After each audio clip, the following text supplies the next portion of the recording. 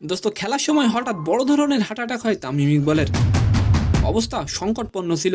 দোস্ত তারপর তাকে হাসপাতালে নেওয়া হয় এবং এনজিওগ্রাম করে হার্টের রিং পরানো হয়েছে। দোস্ত বন্ধু তামিম হাসপাতালে থাকা সব ভুলে ফেসবুকে স্ট্যাটাস দিলেন সাকিব আল হাসান। এন্ড সেকেন্ড নিউজটি থাকবে দোস্ত মুক্তির অপেক্ষায় সাকিবের বরবাদ সিনেমা। তবে মঙ্গলবার দুপুর 12টার সময় সাকিব ভক্তরা বোর্ডের সামনে হঠাৎ কী কারণে মানববন্ধন করলেন, তো আশা করি নিউজ দুটি জানতে অবশ্যই ভিডিওটি সম্পূর্ণ দেখবেন।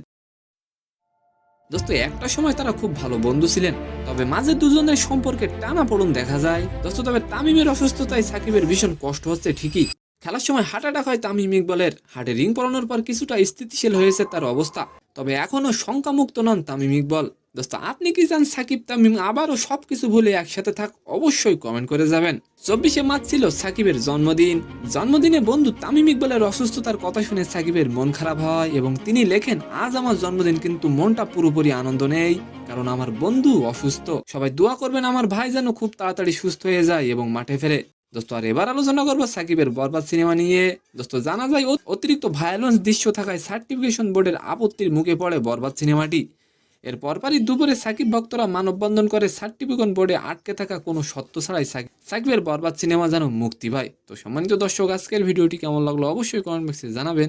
আর ভিডিওটি যদি ভালো লাগে অবশ্যই একটি লাইক দিয়ে আমাদের চ্যানেলটিকে সাবস্ক্রাইব করে দিবেন। ধন্যবাদ।